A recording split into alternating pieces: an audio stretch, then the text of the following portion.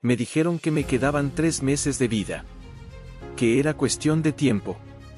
Que debía prepararme para despedirme de mi familia, de mis hijos, de mi historia. Pero lo que nadie esperaba, es lo que sucedió después. Esta no es solo una historia de enfermedad, ni de milagro. Es una historia sobre despertar a la vida cuando todo alrededor parece gritar muerte. Sobre lo que pasa cuando dejas de fingir que todo está bien, y empiezas a sanar de verdad. A mí la medicina ya me había desahuciado. Enterré versiones pasadas de mí misma. Me traicionaron cuando más necesitaba amor.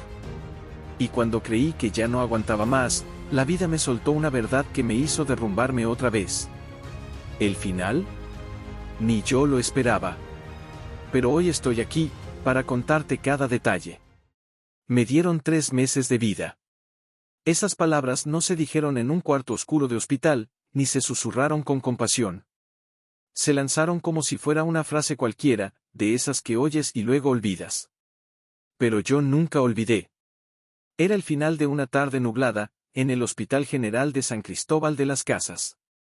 El doctor Armando García, un hombre de bata blanca, barba bien recortada y ojos impacientes, me miró por encima de sus lentes y dijo con una frialdad que heló mi sangre: el cáncer ya está muy avanzado, señora Isabela. 3 meses, máximo. Lo siento. En ese momento, pensé que hablaba de otra persona. Tal vez se había confundido con los estudios. Pero no. Dijo mi nombre. Mi apellido. Mi edad. Y repitió los números. 3 meses. No lloré. No grité. Solo me quedé sentada ahí, con las manos en el regazo, como una niña a la que acaban de regañar y no sabe si correr o pedir perdón. Rodrigo, mi esposo, apretó fuerte mi mano. Sentí la de él sudando. La mía estaba helada. ¿Estás seguro?, preguntó él, con la voz quebrada. Lamentablemente, sí, respondió el médico, mirando la pantalla de la computadora, como si las gráficas fueran más importantes que mi alma hecha pedazos. 3 meses. Era 4 de julio. Eso significaba que, si él tenía razón, no vería la Navidad. Mis hijos, Santiago y Elisa, no tendrían madre a fin de año. Todavía estaban muy pequeños para entender la muerte. Demasiado chiquitos para perder. Salimos del consultorio en silencio. El sonido de nuestros pasos en el pasillo resonaba como en una tumba. Cada persona que pasaba cerca se veía distante, irrelevante. El mundo seguía girando, pero el mío se había detenido. Entramos al coche. Rodrigo encendió el motor, pero no se movió. Se quedó ahí, con la mirada perdida, como si esperara que alguien apareciera con otra respuesta. Se volteó lentamente hacia mí: hagamos algo. Busquemos otro médico. Vamos a, Rodrigo, lo interrumpí, él fue claro. Me estoy muriendo. Lo dije como si estuviera diciendo que olvidé la leche en la tienda. Sin drama. Solo dolor. Crudo. La verdad más pura que ha salido de mi boca. Rodrigo apretó con fuerza el volante. Sus ojos comenzaron a humedecerse, pero lo secó de inmediato, como si llorar fuera señal de debilidad. Yo no lloré. No ese día. Mi cuerpo seguía tratando de entender. Fuimos directo a recoger a los niños en la escuela. Santiago corrió hacia mí con un dibujo en la mano: mira, mamá, eres tú con alas. Me tragué el llanto. Sonreí. Tomé el dibujo y lo guardé en mi bolsa. Eso se convirtió en un símbolo, una señal, un presagio, o solo otra ironía del universo. Esa noche, me acosté temprano. Rodrigo se quedó en la sala, diciendo que tenía que resolver unas cosas en la computadora. Yo sabía que estaba buscando cura para cáncer de hígado, o milagros médicos. Pero en el fondo, él también sabía que Google no podía hacer nada. En la habitación, me quedé mirando el techo por horas. Intenté rezar, pero las palabras no salían. Era como si mi fe también hubiera sido diagnosticada en fase terminal. El silencio era ensordecedor. Por primera vez en muchos años, sentí miedo. Miedo de no ver crecer a mis hijos. Miedo de que olvidaran el sonido de mi voz. Miedo de que Rodrigo siguiera adelante, y alguien más ocupara mi lugar. Cerré los ojos y pensé en lo que había hecho de mi vida. Siempre quise abrir mi cafetería. Lo hice. Siempre soñé con tener hijos. Lo logré. Pero por dentro, siempre cargué una tristeza silenciosa. Esa sensación de vivir en automático. De cumplir funciones. De hacer lo que otros esperaban de mí. Pero, ¿y lo que yo quería? Me quedé dormida abrazada a la almohada, como una niña asustada que solo quiere a su mamá. A la mañana siguiente, me levanté más temprano que el sol. Me miré al espejo y me pregunté, ¿y ahora qué hago? Y comencé a planear mi muerte. Hice una lista. Sí, una lista. Algo de gente práctica, dicen. O de quien ya se rindió. Anoté todo lo que necesitaba resolver antes de partir, escribir cartas para mis hijos. Grabar videos para cada cumpleaños hasta los 18 años. Dejar instrucciones sobre la cafetería. Organizar las fotos de la familia. Separar algunas prendas favoritas para que las guarden. Hacía todo esto mientras el mundo seguía igual. Nadie sabía. Ni mi mamá. Ni mis amigas. La gente seguía llamándome, riéndose, mandando videos. Y yo respondía como si nada hubiera pasado. Una tarde, fui a la plaza del pueblo con Santiago y Elisa. Compramos algodón de azúcar. Me senté en una banca, con cada uno a mi lado.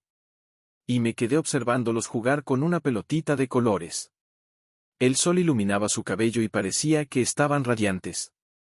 Pensé, ¿cómo voy a dejarlos? ¿Cómo la vida me va a arrancar esto? Ahí, en medio de esa escena tan común, sentí un vacío profundo. No ese vacío que duele, sino el que consume. La sensación de estar presenciando mi propia despedida. Volví a casa. Esperé a que todos se durmieran. Abrí una botella de vino, algo que casi no hacía, y me senté en el suelo de la cocina. Me quedé ahí, mirando la pared, sintiendo el piso frío en la espalda. Me acordé de mi infancia, de los domingos con olor a comida de mi abuela, de las canciones mexicanas en la radio, de la risa fuerte de mi papá antes de esfumarse de nuestras vidas. Fue en ese momento que me cayó el 20. Estaba viviendo una cuenta regresiva. Y nadie lo sabía. Me levanté despacio. Fui al cuarto de los niños. Besé la frente de los dos. Dormían en paz, como si el mundo fuera seguro. Como si yo fuera eterna. Volví a mi cuarto. Y, por primera vez, lloré. Pero no lloré por mí. Lloré porque todo esto se iba a acabar. Lloré por haberle dado tanto valor a lo que no importaba, y tan poco a lo que hacía que la vida valiera la pena. Lloré por nunca haber dicho en voz alta, no quiero morir. Y fue ahí, con el rostro hinchado y el corazón hecho trizas, que algo empezó a despertar. Muy tímido. Muy pequeño. Casi invisible. Pero real. No era esperanza. Era rabia. Era coraje. Era ganas de pelear. Pero aún era temprano. Y yo estaba débil. Y el tiempo, corría. Lo más difícil de saber que te vas a morir, es tener que seguir viviendo como si no. La gente igual te saluda, te manda memes por WhatsApp, te pregunta si viste el último capítulo de la novela. Nadie imagina que estás contando los días. Que estás organizando tu muerte como quien organiza una fiesta a la que no quiere ir. Empecé con las cartas. Compré un cuaderno nuevo, de pasta dura y hojas gruesas. Escribí el nombre de Santiago en la primera página. Para ti, mi hijo. Le conté el día en que nació, el olor de su piel, el miedo que sentí al cargarlo por primera vez. Hablé del orgullo de verlo aprender a caminar, de las noches en que me desvelé cuidándole la fiebre, de las veces en que me hizo reír cuando solo quería llorar. Y luego escribí, si estás leyendo esto, es porque ya no estoy aquí. Pero te juro que sigo amándote, aunque esté del otro lado de todo. Escribí una carta para cada cumpleaños, hasta los 18 años. Una por una. Con consejos, bromas, recuerdos. Hice lo mismo para Elisa. Y cada vez que cerraba una carta, sentía que me apagaba un poquito más. A veces lloraba mientras escribía. Otras, sonreía. Porque la verdad es que, aunque estuviera muriendo, todavía había tanta vida en mí. Empecé a grabar videos. Puse el celular en un trípode improvisado, en el cuarto de los niños.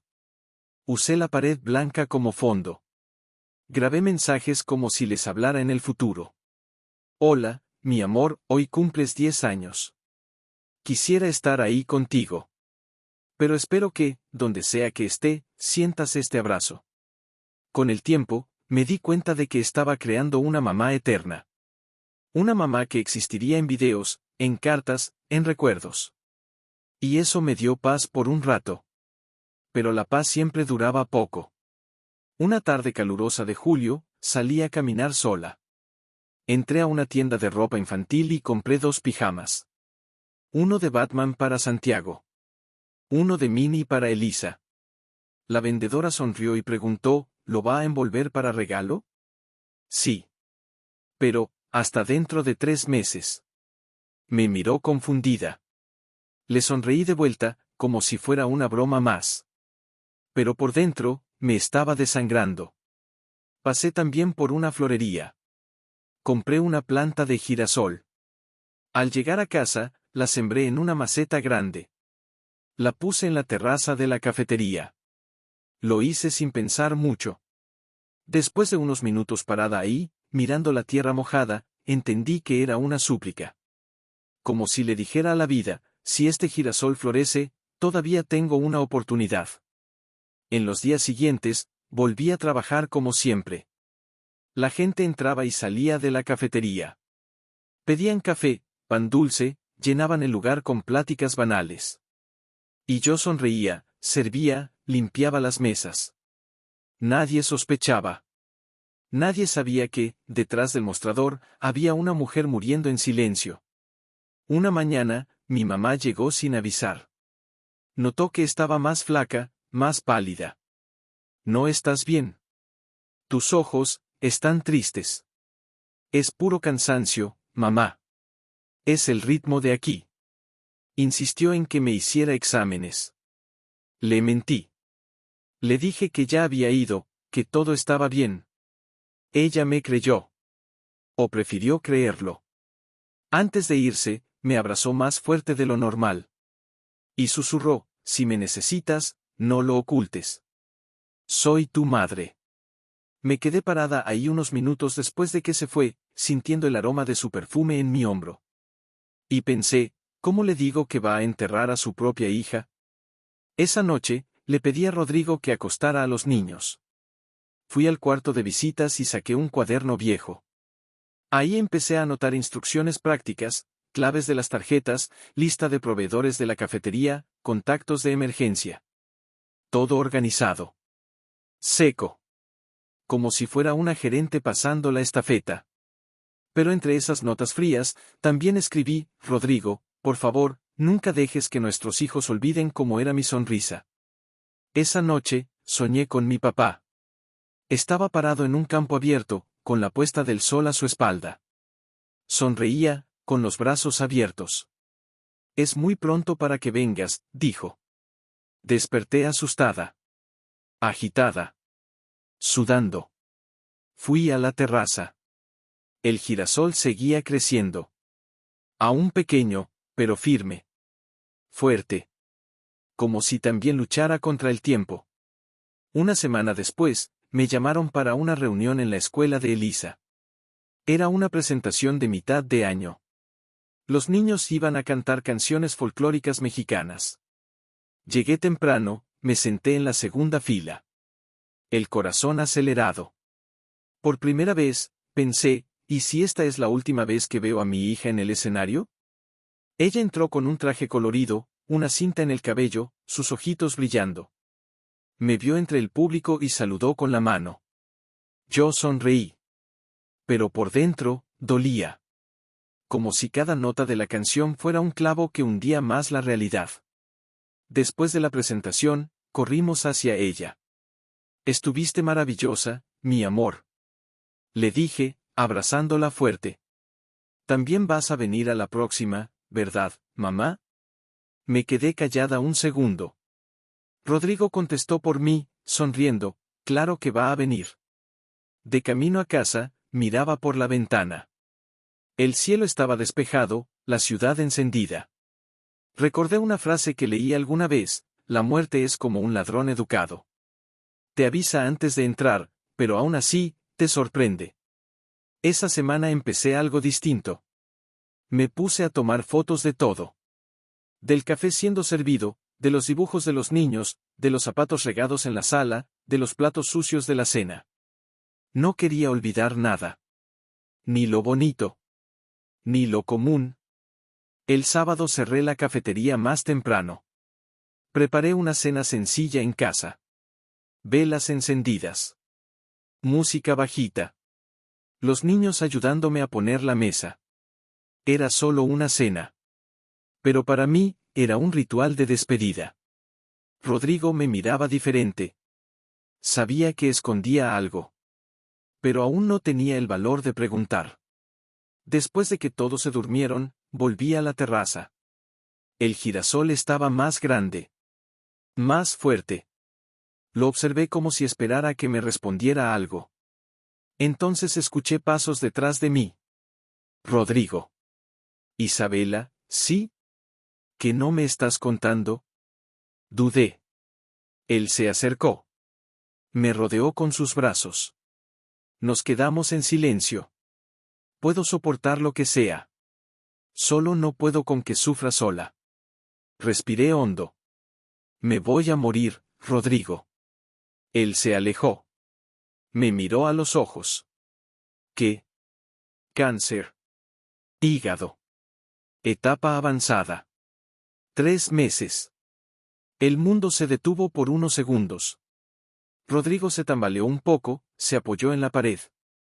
La mano en la frente. El corazón acelerado. Y entonces dijo, con la voz temblorosa: me dejaste en la oscuridad, quería protegerte. ¿Protegerme de qué? ¿Del amor que te tengo? ¿Del derecho a luchar contigo? No supe qué responder. Solo lágrimas. Nos abrazamos ahí mismo, en el frío de la terraza, con el girasol de testigo silencioso. Por primera vez, lloré en su hombro. Dejé que viera mi dolor. Esa noche, por primera vez, no me sentí sola. Y fue ahí donde algo empezó a cambiar. Pero yo aún no sabía qué era. Al día siguiente de esa noche en la terraza, desperté distinta. No mejor. Ni peor. Solo, despierta. El tiempo se sentía más real. El sonido del agua hirviendo, el tono del celular, hasta la respiración de mis hijos parecían gritar: sigues viva. Abrí la cafetería a las 8, como siempre. Hice el café, acomodé los panes en el mostrador, limpié las mesas. Pero los gestos tenían otro peso ahora. Era como si cada movimiento fuera una despedida lenta. Y fue esa mañana, aún con el aroma del pan recién horneado, que apareció ella. Una mujer bajita, de cabello plateado recogido en un chongo, entró por la puerta de vidrio sosteniendo un bastón de madera tallada a mano. Usaba un vestido largo con flores y una mascada colorida en el cuello, a pesar del calor. Su presencia no era llamativa, pero había algo en ella que atrapaba la mirada. Sus ojos eran distintos. Profundos, como si vieran más allá de lo que tenían enfrente. Se acercó al mostrador con pasos lentos. Un café de olla, por favor. Sin azúcar. Claro, señora. Mientras preparaba el pedido, sentí que me observaba. No de manera invasiva, sino como si tratara de descifrarme. Cuando puse la taza frente a ella, me dijo: tu cuerpo está enfermo, pero no solo el cuerpo. Me congelé. Fingí no entender. Disculpe, ¿qué dijo? Tienes un dolor antiguo. Un dolor escondido. Te está carcomiendo. Fueron segundos largos. Quise reír. Correrla del lugar. Pero algo en mí se quedó atorado. Porque tenía razón. Y yo lo sabía. ¿Es usted doctora? Pregunté, tratando de sonar casual. Soy curandera. Respondió, como si fuera lo más normal del mundo. Pero no curo con medicinas. Cuido almas. La mujer tomó la taza, dio un sorbo y agregó, Isabela, a veces lo que llamamos enfermedad es solo un grito del alma pidiendo auxilio. Eso me atravesó. ¿Cómo sabía mi nombre? Disculpe, ¿ya nos conocemos? Ella sonrió, pero no contestó. Dejó el dinero en la mesa. Y antes de salir, me miró a los ojos, si quieres vivir, ven conmigo. El sábado. Al salir el sol. En el mercado municipal. Estaré cerca del puesto de frutas rojas. Y se fue. Me quedé ahí, pasmada, tratando de entender lo que acababa de pasar. ¿Era real? Una señora mística que aparece de la nada, dice mi nombre, habla de mi dolor y se va como si solo hubiera venido a comprar pan. En los días siguientes, intenté olvidarla. Me distraje con mis hijos, con el ir y venir de la cafetería, con la rutina. Pero la imagen de ella, no salía de mi cabeza. Sus ojos. Su voz firme. Las palabras que parecían venir de un lugar más profundo que cualquier medicina. Llegó el sábado. El cielo seguía oscuro cuando me levanté.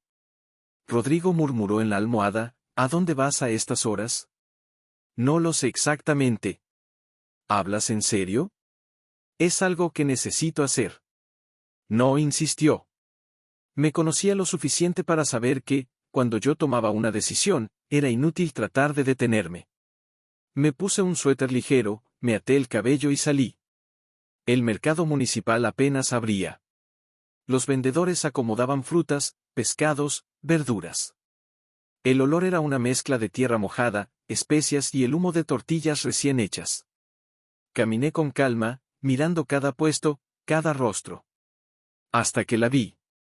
Estaba ahí, sentada en un banquito de madera, junto a un señor que vendía fresas y moras. Sus ojos encontraron los míos antes de que pudiera decir nada. «¿Viniste?» No sé por qué, pero vine. Ella se levantó. Hizo un gesto con la mano para que la siguiera. Caminamos entre los puestos hasta una calle lateral. De ahí, me llevó hasta una capillita antigua, escondida entre árboles, en las colinas de San Juan Chamula. El lugar era distinto a todo lo que había visto.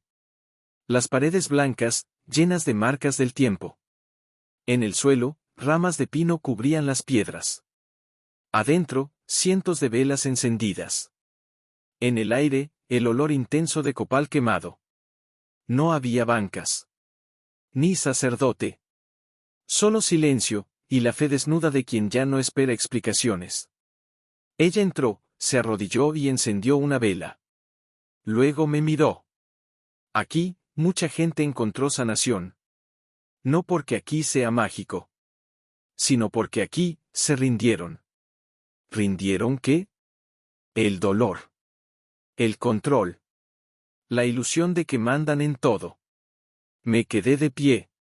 Observando.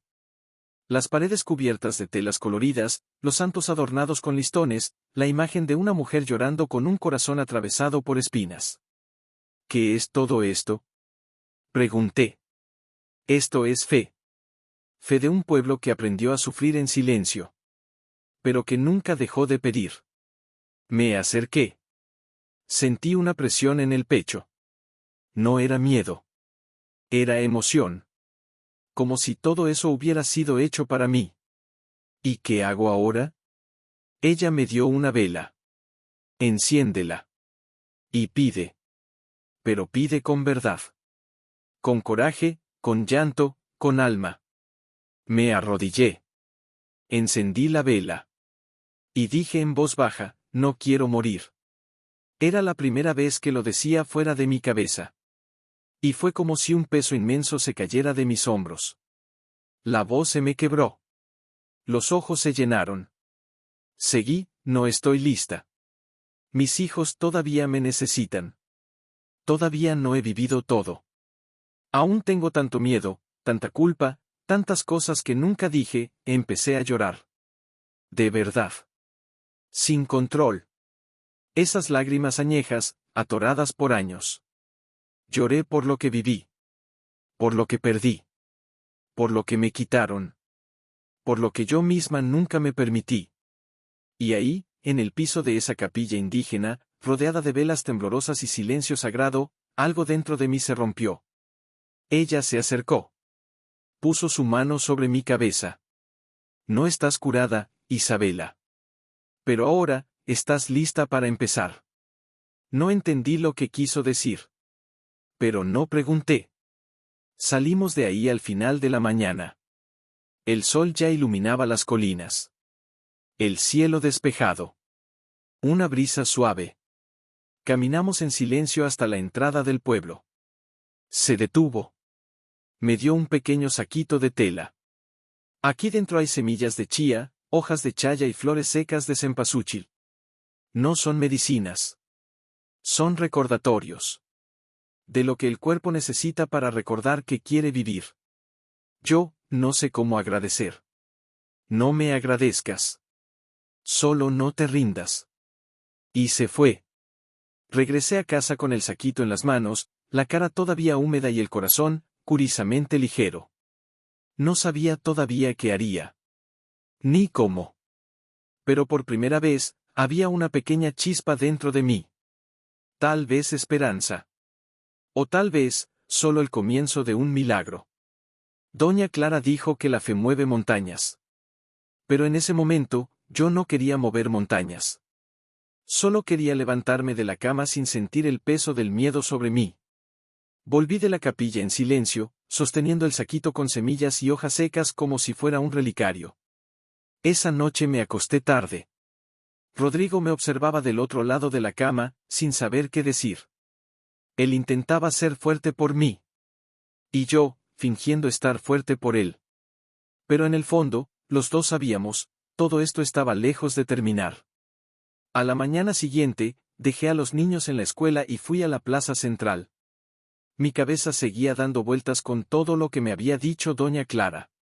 Entré a una librería pequeña que solía visitar años atrás y, por primera vez en mucho tiempo, tomé un libro de espiritualidad.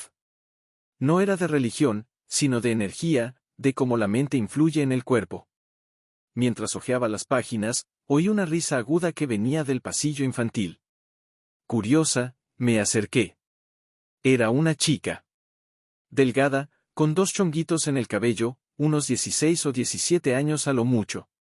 Estaba sentada en una silla de ruedas, riéndose con la dueña de la librería mientras veían un álbum de fotos antiguas. La escena me atrapó. La muchacha levantó la mirada y me vio. Sonrió. Una sonrisa dulce, sin lástima, sin carga. Usted es la señora del café, ¿verdad? Asentí, un poco sorprendida.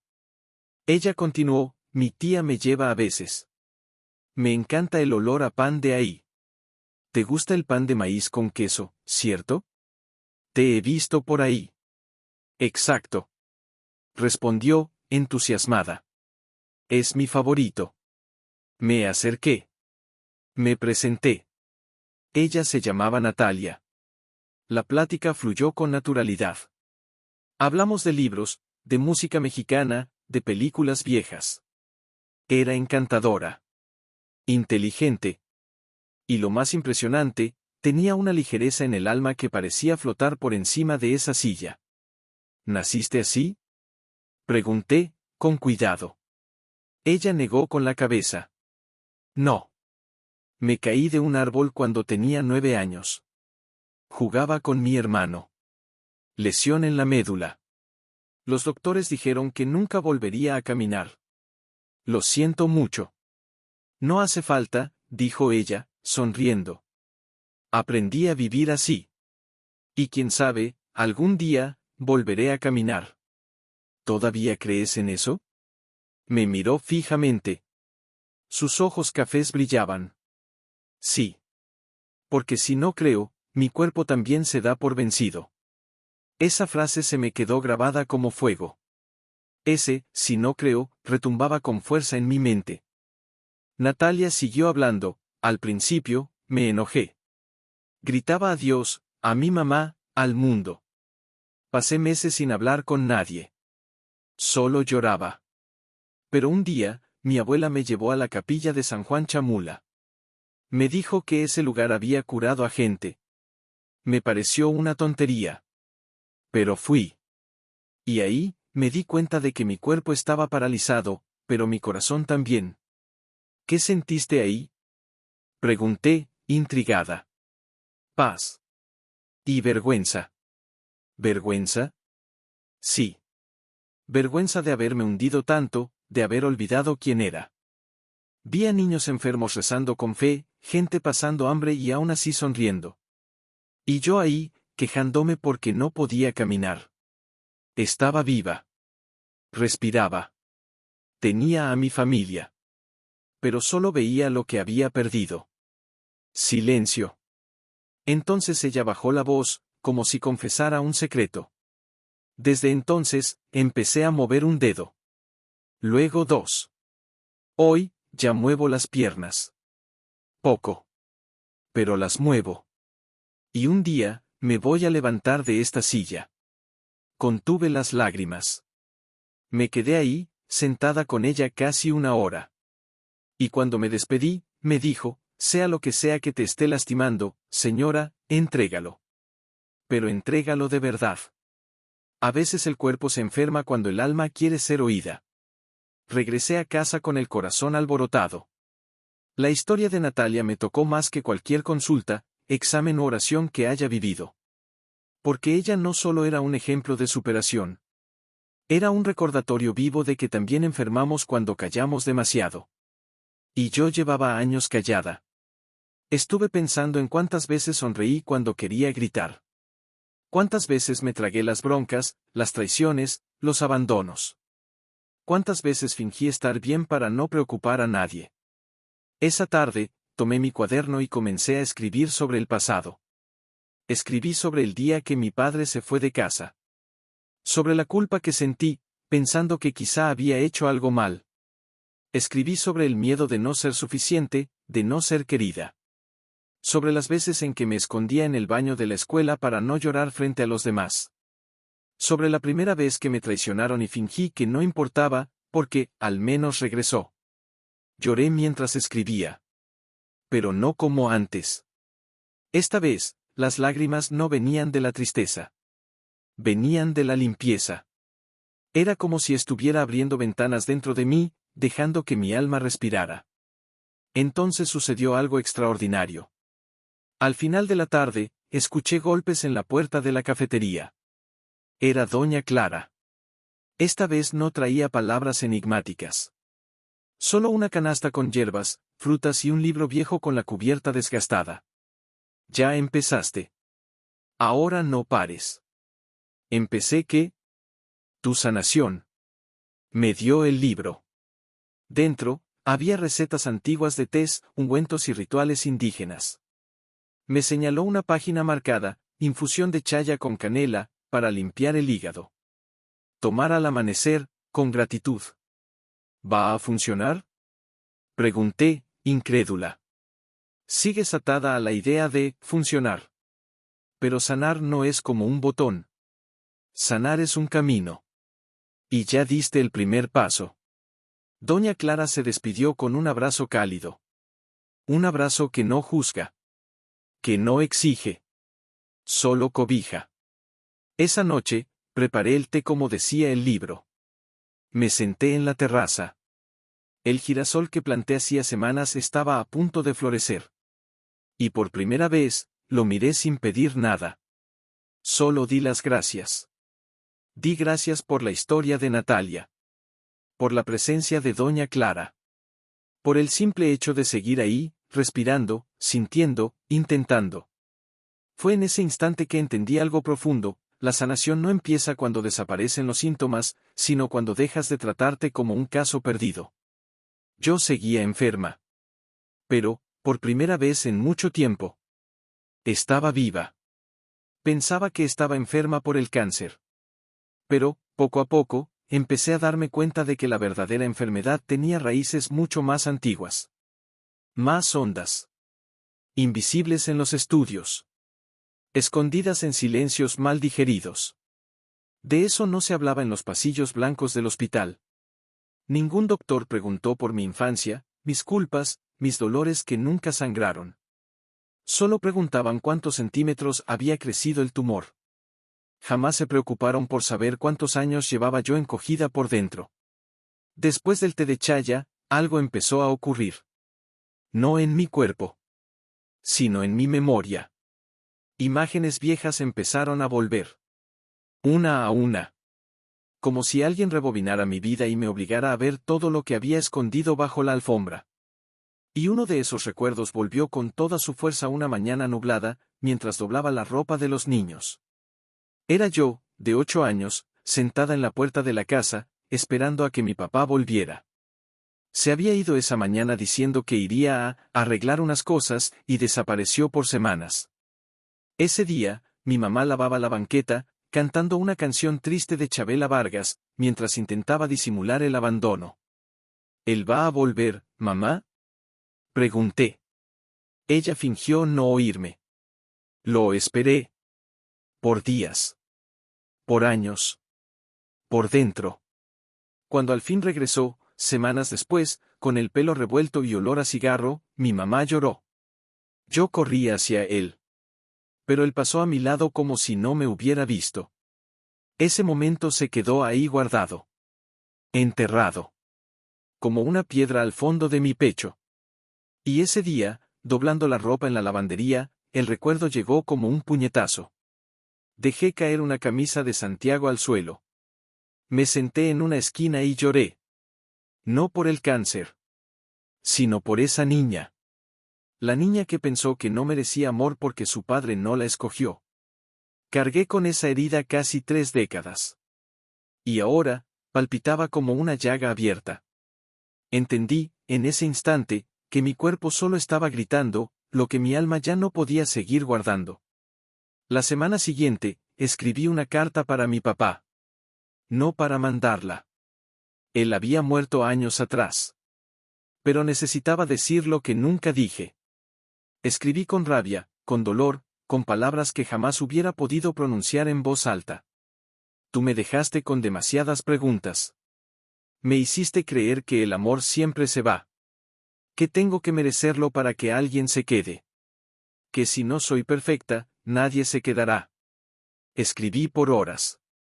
Cuando terminé, quemé la carta en el patio de la casa. Las cenizas volaron con el viento de la tarde, como si se llevaran un pedazo de mi dolor. Días después, durante una caminata en el bosque, me topé con una señora vendiendo pulseras artesanales. Me acerqué, curiosa. Ella me ofreció una hecha de semillas y dijo, esta es especial. Hecha por mujeres que han superado pérdidas muy fuertes. Pregunté si era verdad. Cada semilla fue recogida por manos que ya enterraron a alguien, que fueron traicionadas, que lo perdieron todo, y aún así, siguen de pie. Suena a mí, contesté, medio bromeando, medio aguantando las lágrimas. Compré la pulsera. Y en ese gesto sencillo, sentí que me conectaba a una línea invisible de mujeres que, igual que yo, habían enfrentado el dolor de frente. Mujeres que enfermaron de tanto aguantar. Y que renacieron cuando aprendieron a soltar. De regreso a casa, me senté en una banca de la plaza y empecé a observar a la gente. Una madre regañando a su hijo, un señor alimentando palomas, un chavo tocando una guitarra medio desafinada. Y ahí, en medio de esa rutina común, me di cuenta de que el mundo no tenía que cambiar. Quien necesitaba cambiar era yo. Al día siguiente, regresé al hospital para recoger los estudios que me había hecho antes de conocer a doña Clara. Entré con el corazón agitado. El olor a alcohol y el sonido de los monitores me incomodaban más que antes. Era como si mi cuerpo ya no se sintiera en casa ahí. En la sala de espera, una mujer se sentó a mi lado. Tenía los ojos rojos, como si llevara días llorando. Nos miramos unos segundos. Ella preguntó, ¿es tu primera vez aquí? No. Ya casi soy de la casa, me miró y de pronto se quebró, a mi marido le detectaron leucemia. Nos enteramos hace una semana. Él cree que va a morir. Yo no sé qué decir. Ni cómo mantenerme en pie. Respiré profundo. Tal vez solo necesite saber que no está solo. A veces no hay que prometer curación, sino prometer compañía. Ella lloró. Me abrazó como si me conociera de toda la vida. Y ahí, comprendí, incluso el dolor puede servir si lo convertimos en un puente. Recibí los resultados y se los llevé a la oncóloga de guardia. Era joven, parecía cansada, pero me atendió con atención. ¿Estás estable? El tumor no creció. Me sorprendí. ¿Cómo que no creció? No sé cómo explicarlo. Hay una ligera retracción. Podría ser un error de medición, o no. Seguiremos observando. Salí del consultorio con los papeles en la mano y una mezcla de confusión y esperanza en el pecho. En las escaleras del hospital, vi a una chica vomitando en una esquina. Otra, con un pañuelo en la cabeza, subía con dificultad los escalones. Y, de nuevo, esa sensación, no estaba sola. En la noche, le conté a Rodrigo lo de los estudios. Puede que esté funcionando. ¿Qué cosa? Preguntó. Todo. El té. Las cartas. Los recuerdos. La fe. Las palabras que me tragué por años. Tal vez todo eso está surtiendo efecto. No como cura, sino como limpieza. Rodrigo me abrazó. Sea lo que sea, sigue. Esa madrugada, soñé que nadaba en un río oscuro. El agua era pesada, casi me ahogaba. Pero seguía nadando. Y entonces, veía una luz al fondo. Débil. Pero real. Desperté sudando. Agitada. Pero, por primera vez, con una certeza silenciosa dentro de mí, la medicina puede diagnosticar la enfermedad, pero solo uno puede diagnosticar lo que lo mantuvo atrapado hasta aquí. Y yo, por fin, me estaba soltando. Algunas muertes no necesitan ataúd. Pasan en silencio, dentro de nosotros, y nos obligan a renacer. Eso me pasó a mí. En los días después de aquella consulta en el hospital, donde el tumor misteriosamente no había avanzado, algo dentro de mí empezó a cambiar con más fuerza. Como si, al aceptar que quizá me estaba muriendo, le hubiera dado a la vida permiso para empezar de nuevo. Empecé con lo más sencillo. Reemplacé la alarma del celular por el sonido natural de las ventanas abiertas. Despertaba con el sol entrando despacito por las cortinas y los pajaritos haciendo fiesta en las ramas del jardín. Ya no era una pelea para levantarme, era una invitación. Arreglé una mesa sencilla en el patio para desayunar a solas, todos los días. Ahí, con mi té de chaya, una rebanada de pan de maíz artesanal y mi cuaderno de notas, iniciaba mi mañana escribiendo. Sin regla ni orden. Solo dejando salir. Dolores, recuerdos, ideas. Todo lo que antes guardaba, ahora se hacía palabra. Un día, escribí, la enfermedad me mostró lo obediente que era al dolor. Hoy, elijo ser libre de él, aunque siga doliendo. Fue como girar la llave. En la comida, eliminé todo lo que me pesaba. Carne roja, embutidos, azúcar refinada, frituras. En su lugar, empecé a ir al tianguis indígena a la entrada del pueblo. Ahí conocí a Doña Luz, una mujer de voz calma, que vendía verduras, raíces y hojas con nombres que apenas podía pronunciar. Me enseñó sobre el maíz azul, la amaranto, el epazote, plantas que los antiguos mayas usaban para limpiar el cuerpo desde adentro. Empecé a cocinar con más amor. No para adornar el plato, sino para sanar mi cuerpo. Cada comida se volvía una oración silenciosa. Un acto de cariño hacia mí misma, algo que, siendo honesta, nunca había aprendido a hacer. Pero no solo mi cuerpo pedía cuidados. Mi mente, mi espíritu, todo en mí clamaba una renovación. Comencé a caminar descalza por el patio al atardecer. Sentí el pasto, la tierra, la vida bajo mis pies. El contacto con el suelo me hacía sentir que regresaba a casa, sin salir de ahí. Empecé a decir, no, más seguido. No a lo que me drenaba, no a lo que me cansaba, no a la gente que solo se arrimaba para quitar, nunca para dar. También empecé a decir, sí. Sí a mí. Rodrigo notó el cambio. Al principio, le pareció extraño. Estaba acostumbrado a la esposa que hacía todo por todos. La que se tragaba todo, la que sonreía incluso cuando quería desaparecer. Estás diferente, me dijo una noche, mientras lavábamos los platos. Lo estoy. Por primera vez, me estoy eligiendo. Con las niñas y los niños, empecé a estar más presente de un modo diferente. Antes, yo era la mamá que resolvía todo. Ahora, era la mamá que se sentaba en el piso a jugar. Que decía, no sé, sin culpa. Que pedía disculpas. Que enseñaba con el ejemplo a ser humana, no perfecta. Una noche, Elisa me abrazó antes de dormir y dijo, mamá, ahora estás más feliz, ¿verdad? Eso me desarmó. ¿Por qué, hija? Porque antes tus ojos estaban tristes. Ahora brillan. Le di un beso en la frente y prometí en silencio, voy a seguir así. Por ti. Por mí. Por todo lo que todavía puedo ser. El domingo siguiente, decidí visitar otra vez la capilla en San Juan Chamula. Pero esta vez, no fui a pedir. Fui a dar las gracias.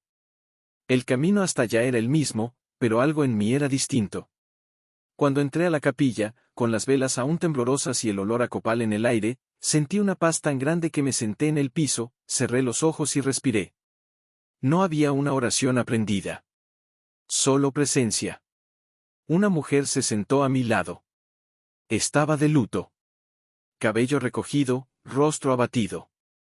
Nos miramos brevemente. Ella preguntó, ¿tú también perdiste a alguien? Pensé un instante. Me perdí a mí misma por muchos años. Pero ahora estoy intentando reencontrarme. Ella sonrió. Y lloró. Ahí estábamos, dos desconocidas compartiendo silencios, como si nuestras almas hablaran un idioma que no necesitaba sonido. Antes de irme, dejé una carta doblada en el altar. Escribí en ella, sea quien sea o lo que sea que me escuche, gracias por hacerme caer. Porque fue en el piso donde aprendí a mirar hacia arriba. De regreso, me detuve en un mirador. El cielo estaba despejado, y allá abajo, la ciudad seguía viva. Gente con prisa, bocinazos, vida cotidiana. Pero yo lo veía todo con otra mirada. Una mirada de quien volvió de un lugar oscuro y ahora ve luz hasta en las pequeñas grietas. Ese día, al llegar a casa, Rodrigo me esperaba en la terraza. Fuiste hasta allá, ¿verdad? Asentí con la cabeza. ¿Sola? No. Llevé todo lo que necesitaba dejar atrás. Él no entendió. Pero no hizo falta. Me abrazó fuerte. Fuerte como nunca. Como quien sabe que, en sus brazos, había una nueva mujer.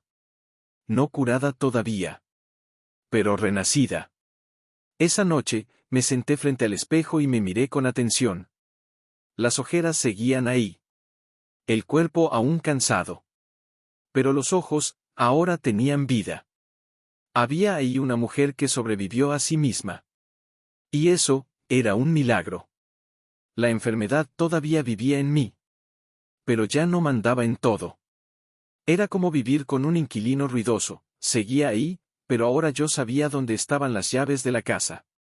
Antes de dormir, recibí un mensaje de Natalia, la chica de la librería, hoy moví los pies otra vez. Poquito. Pero los moví. Aún sueño con bailar. Un día bailamos juntas, ¿va? Contesté sonriendo, sí. Y prometo que voy a estar completa cuando eso suceda. Apagué la luz. Cerré los ojos. Y dormí en paz. Como alguien que, finalmente, entendió que vivir es más urgente que sobrevivir. La esperanza, cuando llega despacito, puede ser más peligrosa que la desesperación. Porque la desesperación nos hunde. La esperanza, cuando brota en un cuerpo cansado, nos obliga a levantarnos, aunque no sepamos si las piernas van a aguantar. Yo ya no vivía esperando la muerte. Pero tampoco sabía cómo vivir con ella sentada a mi lado. Era como una sombra silenciosa que me acompañaba en cada rincón de la casa.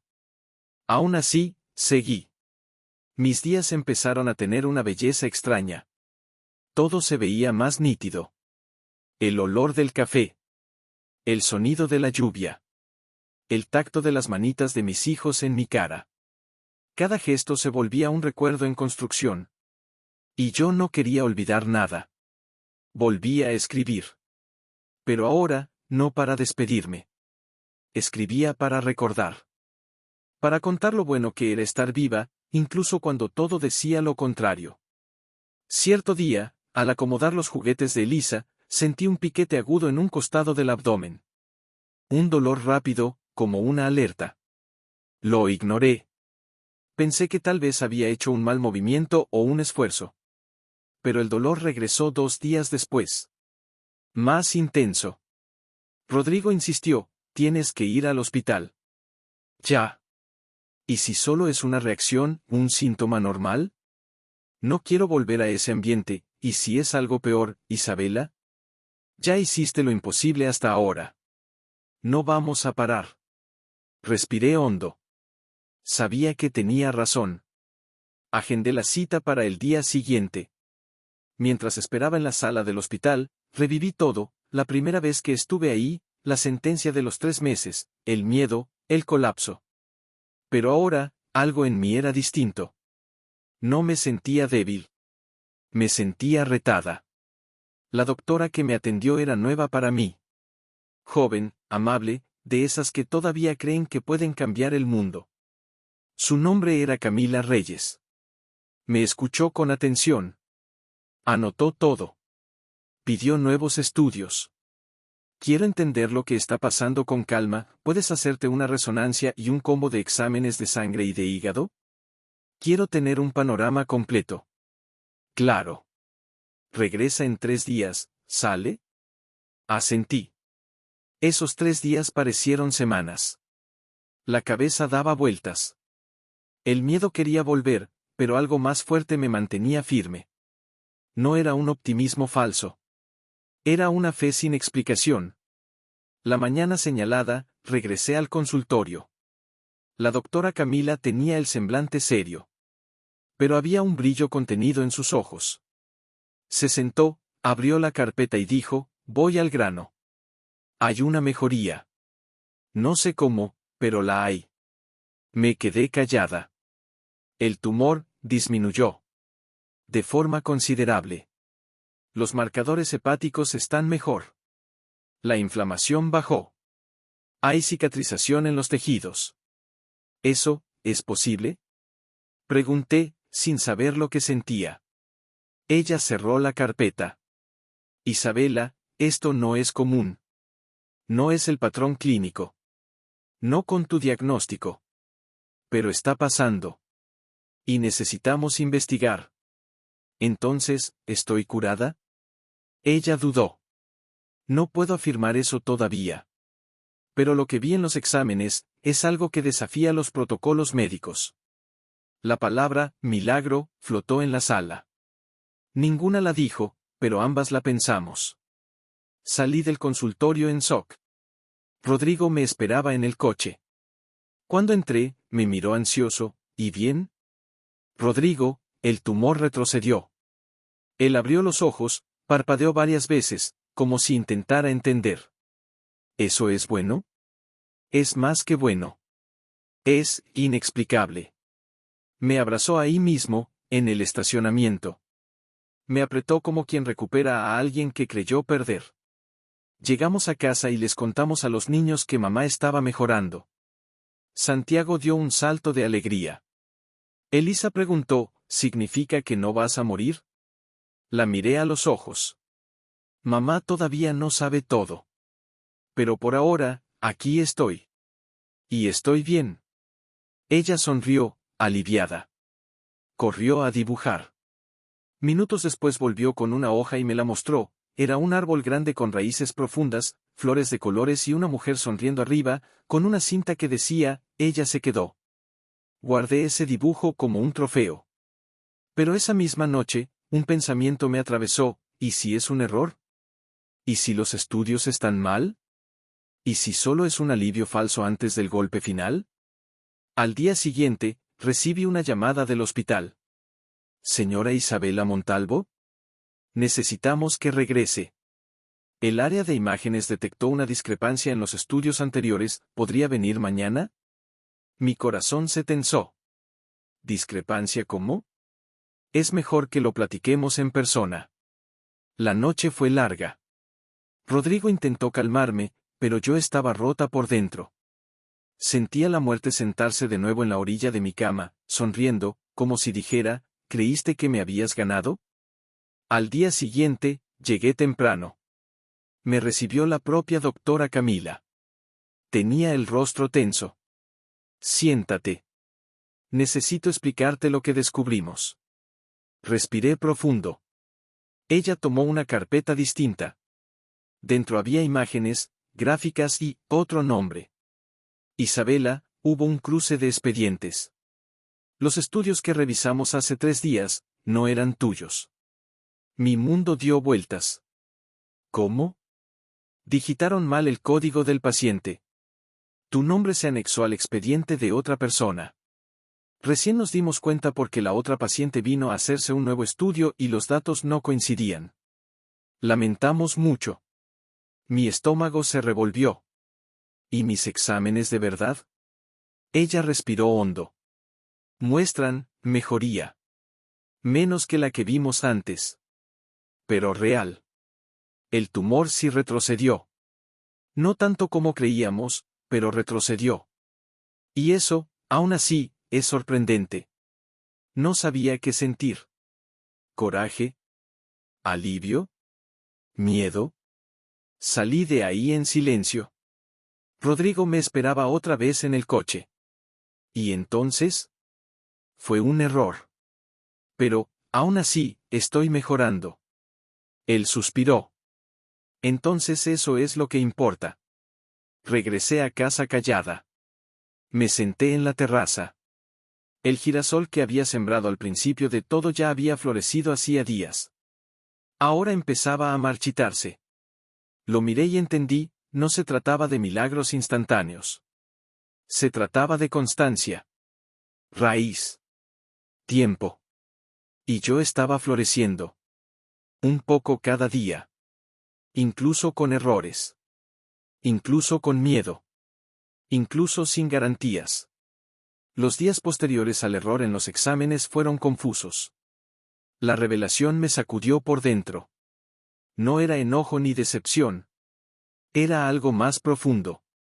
Fue como si el universo me mostrara una metáfora viva, no todo lo que parece milagro lo es. Pero a veces, incluso lo que no lo parece, también lo es. Sí, el examen, milagroso, no era mío. Pero la mejoría sí. Real, pequeña, lenta, pero mía. Y eso, me bastaba. Esa semana, doña Clara se apareció de nuevo en la cafetería. Siempre silenciosa, discreta, con la calma de quien no lleva prisa por nada. Traía en las manos un saquito de tela amarrado con hilo rojo. Esto es para ti. ¿Qué es? Flores secas de cempasúchil. Té de guayaba. Cáscara de canela. Un poco de cura ancestral. Y una pregunta que necesitas hacerte. ¿Cuál? Me miró, firme, ¿sabe sonreír sin miedo? Me quedé callada. No supe responder. Ella sonrió y se fue. Esa pregunta me persiguió todo el día. Yo sabía sonreír, claro. Sonreía todo el tiempo. Pero, ¿sonreía sin miedo? ¿Sin pensar en el tiempo, en el dolor, en el final?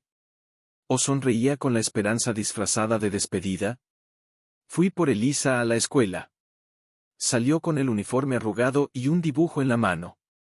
Hoy aprendimos sobre personas que inspiran, dijo entusiasmada. Y la maestra pidió que eligiéramos a alguien de nuestra vida que nos inspira. ¿Y a quién elegiste? Pregunté, ya sonriendo. Me dio la hoja. Era un dibujo sencillo, una mujer de cabello rizado sosteniendo una taza de té, con un aura de colores a su alrededor. Arriba del dibujo estaba escrito, mi mamá, que se volvió una flor y no tuvo miedo de florecer. Tragué las lágrimas. Ella me jaló de la mano, riendo, y dijo, necesitas sonreír más, mamá. Esa noche fue distinta. Encendí velas en la terraza. Bebí el té que doña Clara trajo. Y escribí en mi cuaderno, Aprender a sonreír sin miedo tal vez sea el paso más difícil de todos. Al día siguiente, salí más temprano de casa. Rodrigo se quedó con los niños. Decidí visitar un espacio cultural nuevo en la ciudad. Había talleres de arte, música, círculos de conversación. Un refugio de color en medio de la rutina. Me atrajo una sala donde sonaba una música suave, como un bolero instrumental. Entré despacio. Había unas 10 personas sentadas en círculo. En el centro, una mujer de pelo canoso, vestido ligero, postura erguida. Se llamaba Camila, sí, igual que la doctora, pero era otra persona.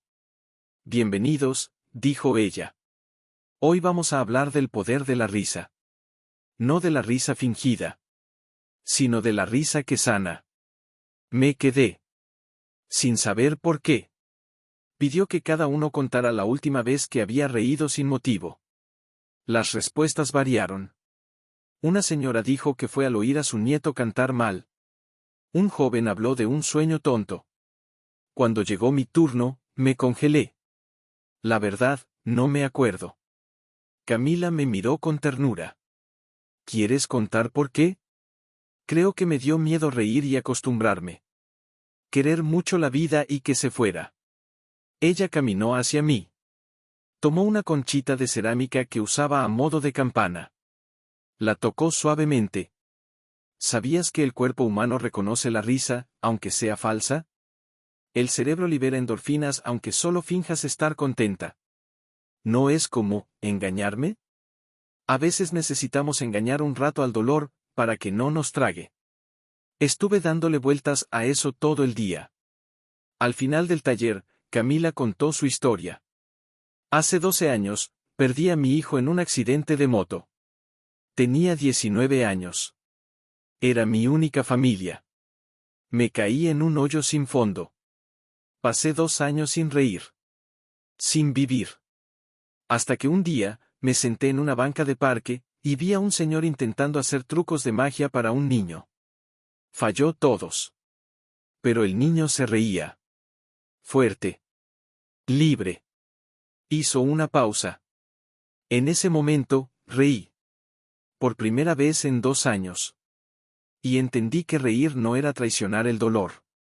Era el comienzo de la sanación. El círculo guardó silencio. Ella siguió, hoy trabajo con terapia de la risa. No para fingir felicidad, sino para recordarle a la gente que reír, también es resistencia. Después del círculo, fui a hablar con ella. Camila, tengo cáncer. Estoy intentando no morir. Ella sostuvo mis manos, con dulzura, entonces empieza a vivir. Mientras puedas. Porque a veces, la cura empieza en un rincón del cuerpo que los médicos ni conocen. Salí de ahí con un nudo en la garganta y una sonrisita tímida en los labios. Caminé por la ciudad. Cada rostro se veía más claro. La pareja discutiendo en el semáforo. El vendedor de churros que canturreaba. La muchacha sentada en el piso, leyendo poesía. Todo latía. Como diciéndome, mírame. Yo también intento vivir. De regreso a casa, fui directo al espejo. Me miré a los ojos. Y sonreí.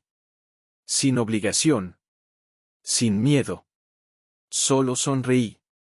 Y me di cuenta, mi cara todavía sabía hacerlo. Esa noche, me senté con los niños en el piso de la sala. Hicimos guerra de cojines, bailamos canciones tontas, comimos palomitas directo del recipiente. Y en un momento, sin darme cuenta, estábamos todos riendo. Juntos. Fuerte. Libres. Rodrigo entró a la sala con el celular en la mano, grabando. No sé qué pasó aquí, pero quiero esto para siempre. Lo miré. Al tiempo. Al mundo. Y entendí, sonreír sin miedo sí era posible. Pero solo después de aceptar que el dolor existe, y que no lo es todo. Los días se iban alargando. Era como si el tiempo, que antes corría como ladrón, ahora caminara más lento. La brisa de la mañana parecía durar más, y los silencios ya no me asustaban tanto. Por primera vez en muchos meses, Podía mirar hacia el futuro sin sentir un nudo en el estómago. La enfermedad seguía ahí, claro. No se había ido por arte de magia. Pero tampoco crecía. Estaba adormecida. Controlada. Los estudios más recientes indicaban estabilidad. Los médicos seguían sin entender cómo era posible sin un tratamiento agresivo. ¿Qué estás haciendo, Isabela?, preguntó la doctora Camila en la última consulta. Viviendo, respondí, sonriendo. Ella me devolvió la sonrisa, pero no dijo nada. Tal vez sabía que la medicina no puede con todo. Tal vez comprendía que, a veces, la vida se cura en la oscuridad, lejos del bisturí. Volví a casa ligera. En la terraza, el girasol que planté al principio de esta historia comenzaba a secarse. Y aún así, se veía hermoso.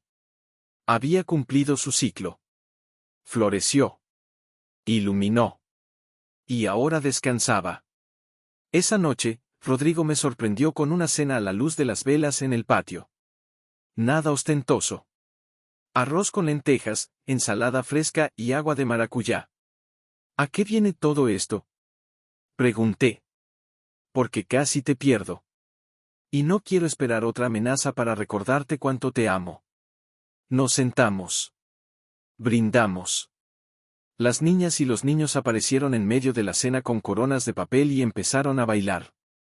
Nos reímos hasta que nos dolió la panza. Yo estaba viva. Y, por primera vez, me sentía completa. En los días siguientes, reorganicé la cafetería. Cambié la vitrina, pinté la pared del fondo, agregué tés medicinales al menú. Invité a Doña Luz, la de la feria, para ser parte del proyecto.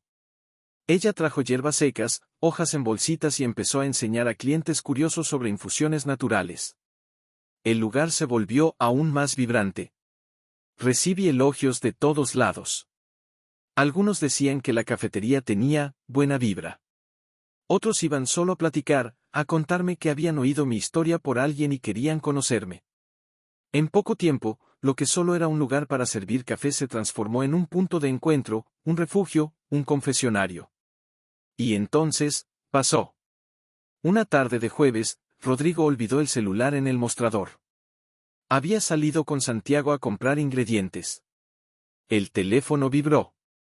Un mensaje con un nombre extraño, Ana Oficina. Lo abrí. Necesito hablar contigo. Ya no puedo fingir que no pasó nada. Me siento usada. El piso se esfumó bajo mis pies.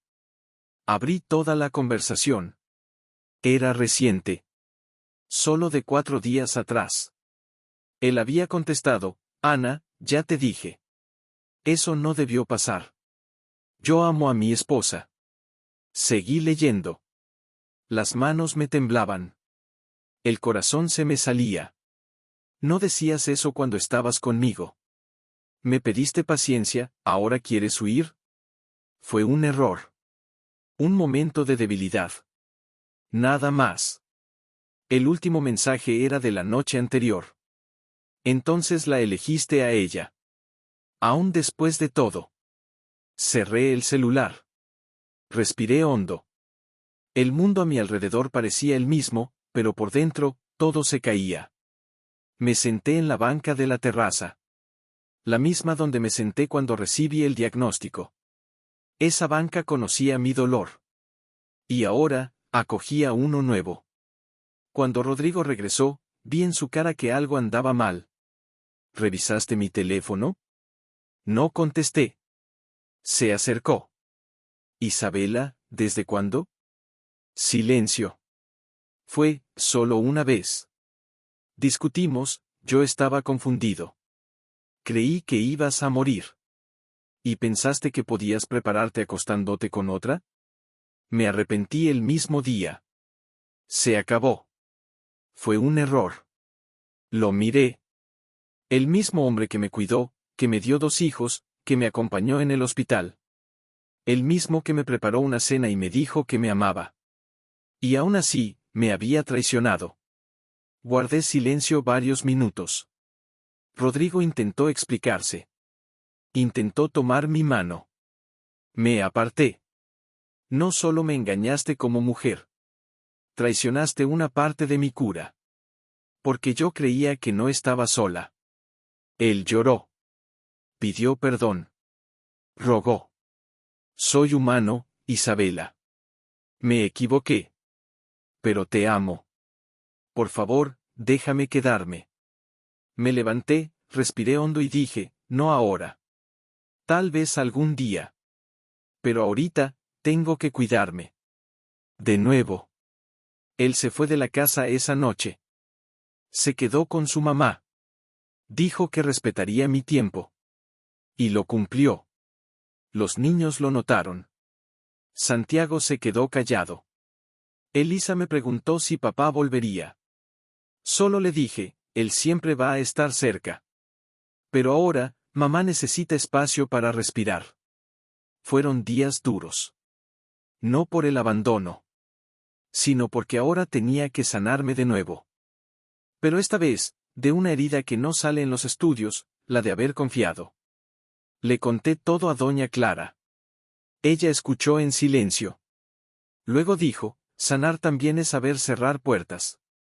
Incluso cuando todavía amas a quien está del otro lado. Me quedé mirándola. Por primera vez, entendí lo que me dijo al principio, que mi cuerpo se enfermó porque mi alma estaba ahogada. Y ahora, mi alma empezaba a gritar otra vez. Pero había una diferencia. Ahora, yo sabía escuchar. 7 meses. 7 meses desde que recibí la sentencia. Dijeron 3. Y ahora había vivido más del doble. La medicina todavía no lo sabía explicar. Yo tampoco. Pero algo dentro de mí decía que la explicación ya no importaba. La verdadera sanación ocurrió mucho antes de los estudios, de las mediciones, de las consultas. Pasó cuando me permití enfrentar mi dolor, arrancar las raíces que me ataban al pasado y dejar florecer lo que ni sabía que existía en mí. Y aunque Rodrigo me traicionó, aunque tuve que enfrentar ese nuevo dolor sola, seguí de pie. La cafetería seguía funcionando. Poco a poco, todo el barrio conocía mi historia. Personas desconocidas pasaban por ahí solo para verme, oír mi voz, tomarse un té y decir, no me conoces, pero tu historia me cambió. Era raro. Y hermoso. Me volví un punto de luz que jamás pensé que sería. Un domingo por la tarde, me senté en la banca de la plaza con Elisa en mis piernas. Ella jugaba con una muñeca de trapo que le regaló Doña Luz. El sol se filtraba entre los árboles. La brisa era suave. Elisa me miró, como solo las niñas y los niños saben mirar, directo al alma, y preguntó, mamá, ¿por qué a veces sigues triste aunque estés viva? Tardé en contestar. Luego dije, porque vivir duele, mi amor. Pero duele menos cuando entiendes que también se vale llorar. Ella sonrió. Me gusta cuando lloras, quedito. Porque después sonríes más bonito. Esa niña tenía razón. Esa noche, fui a la terraza. El girasol estaba totalmente seco. Las hojas amarillentas, los tallos vencidos. Pero algo me impidió tirarlo. Tomé unas tijeras de podar, corté con cuidado las flores muertas y guardé las semillas. Las separé una por una, con calma, como si estuviera recogiendo pedacitos de mi propia historia. Y en ese momento, algo me hizo recordar los primeros estudios. Aquel diagnóstico duro. La imagen del tumor en mi hígado. Subí al cuarto, abrí el cajón donde guardaba todos mis reportes viejos. Un sobre resaltaba. Era más grande, más grueso. Lo tomé. Tenía el logo del hospital, pero estaba sellado. Nunca lo había visto. Lo abrí. Dentro había una carta. Escrita a mano. Papel membretado. Reconocí el nombre en la esquina superior, Dr. Armando García, el médico que me dio los 3 meses de vida. La carta decía, estimada señora Montalvo, le escribo para aclarar un error que se identificó recientemente en nuestro sistema. Al revisar casos antiguos y comparar datos, detectamos una falla grave en el cruce de 2 expedientes. Desafortunadamente, al ingresar los datos de una paciente con el mismo apellido, su nombre se vinculó a estudios que no eran suyos. Usted no presentaba, en ese entonces, un cuadro terminal. Sí había indicios de alteraciones hepáticas serias, pero los registros que fundamentaron el diagnóstico de cáncer en fase avanzada pertenecían a otra paciente. Le pido disculpas, con todo el peso que esa palabra implica, por una información que nunca debió haberse entregado sin absoluta certeza. Siento profundamente los efectos causados. Sé que no hay forma de reparar el dolor. Pero es mi deber, como médico y ser humano, reconocer el error. Con respeto y arrepentimiento, Dr. Armando García, las palabras se revolvieron frente a mis ojos. El aire se desvaneció un instante. El corazón me latía con fuerza. Yo no tuve cáncer terminal. Fui diagnosticada basándose en un error. Todo lo que viví, los exámenes, los test, las oraciones, el dolor, el miedo, la transformación, todo nació de una mentira accidental. Me senté en el piso. La carta temblaba en mis manos. Todo mi pasado pasó como una película, la primera lágrima, el té de Doña Clara, la historia de Natalia, el abrazo de Rodrigo, las cartas para mis hijos, todo. Empecé a llorar. Pero no como antes. Esta vez, lloré con una mezcla que no puedo describir. Era coraje, gratitud, shock, alivio, culpa, confusión, todo junto. Estuve horas ahí. Sin saber si agradecer o maldecir al universo. Cuando al fin me levanté, fui hasta el espejo. Me miré. Largo rato. Y por primera vez, vi a una mujer que ya no necesitaba la respuesta. El dolor había sido real. La transformación también. El diagnóstico estaba equivocado, pero el cambio fue verdadero. Fui llevada al borde de la muerte, para aprender a vivir. Días después, volví a la capilla en San Juan Chamula. Entré sola. Sin vela. Sin rezo de memoria. Me arrodillé y dije en voz baja, gracias por el error. Fue eso lo que me salvó. De regreso, pasé por la florería. Compré una maceta nueva. Ahí enterré las semillas del viejo girasol. Todavía no habían brotado. Pero yo sabía, un día volverían a florecer.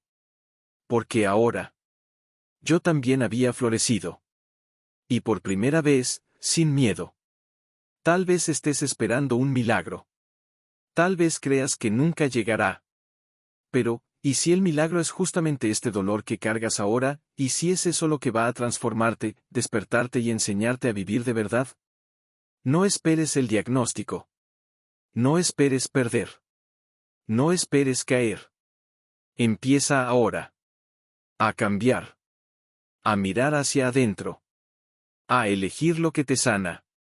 Porque a veces, el error más grave es el que nos devuelve al camino. Hey, no lo olvides. Suscríbete al canal, dale like, comenta y activa la campanita para no perderte ningún video nuevo. Gracias por ver hasta el final. Comenta aquí desde qué ciudad nos estás viendo. Me encantará saber.